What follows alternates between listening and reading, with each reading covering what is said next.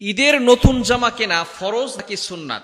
আমরা বর্তমানে দেখা যাচ্ছে রমজানের শেষ দশকে বেশি বেশি করে ঈদের কেনাকাটা করার জন্য শপিং মলে ভিড় করছি।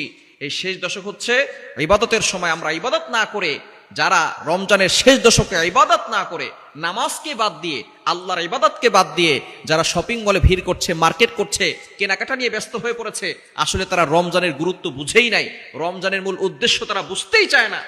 রমজান এসেছে মানুষকে পরিবর্তন করার জন্য, হারাম কাজ থেকে দূরে সরিয়ে আনার জন্য।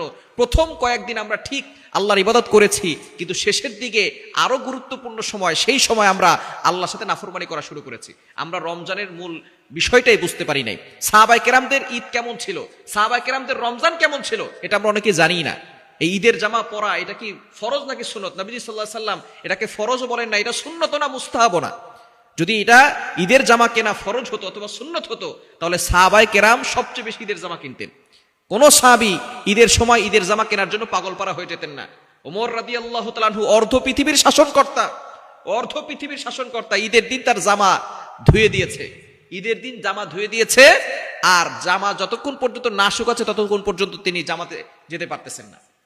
আর সেখানে বসে বসে তিনি ঘরে বসে বসে কান্না করতেছেন যে আমাদের কাছ থেকে একটা রমজান অতিবাহিত হয়ে গেল, আমি কি আমার গুনাহ ক্ষমা করাতে পেরেছি নাকি পারি নাই। ওমর রাদিয়াল্লাহু তাআলা আনহু অর্ধ পৃথিবীর শাসনকর্তা, তিনি ঈদের দিন কান্নাকাটি করতেছেন। নতুন জামা কিনে নয়, নতুন জামার জন্য নয়। তিনি কেন কান্না করতেছেন? আবু বকর, অন্যান্য সাহাবী যারা ছিলেন তারা এসেছেন।